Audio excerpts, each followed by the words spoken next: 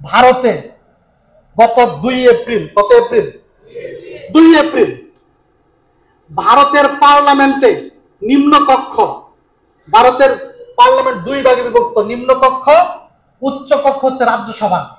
নিম্নকক্ষে 232 ভোটে 12 ঘন্টা তর্ক বিতর্কের পরে একটি বিল পাস হয়েছে।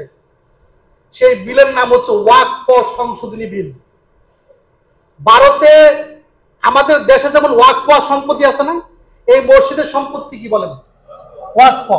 এরকম মাদ্রাসা ওয়াকফ আছে না, গুরুস্থান ওয়াকফ আছে না, এতিমখানা ওয়াকফ আছে না, এরকম যত ওয়াকফ আছে, এমনকি মাজারত ওয়াকফ আছে। এরকম ভারতে ওয়াকফ সম্পত্তি আছে।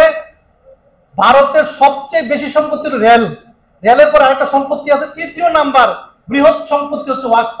অর্থাৎ মুসলমানরা লাখ লাখ একর জমি মসজিদ মাদ্রাসা এই নামে দিয়ে দিয়েছে।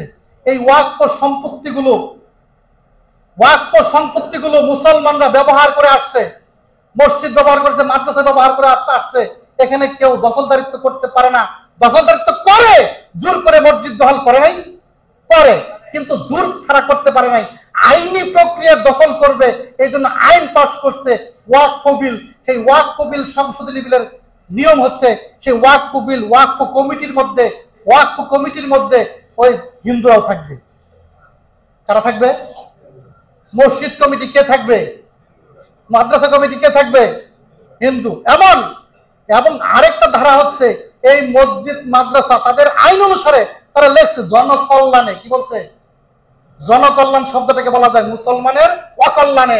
এই জায়গাগুলো তারা ইচ্ছে করলে মসজিদের জায়গা, সে মসজিদ বাদ দিয়ে অন্য কাজে ব্যবহার করতে পারবে, এতিমখানা অন্য কাজে ব্যবহার করতে পারবে।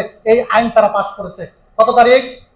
2 তারিখ নিম্নকক্ষে পাশ হয়, 3 তারিখ রাজ্যসভায় পাশ হয়, 4 তারিখ প্রেসিডেন্ট স্বাক্ষর করে। কে স্বাক্ষর করে?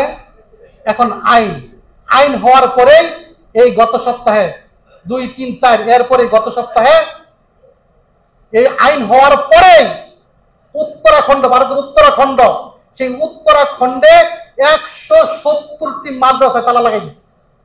কয়টা? বিবিসি সংবাদে লিখছে 170-এর পরে আরো 500 তালা লাগানোর প্রস্তুতি চলছে।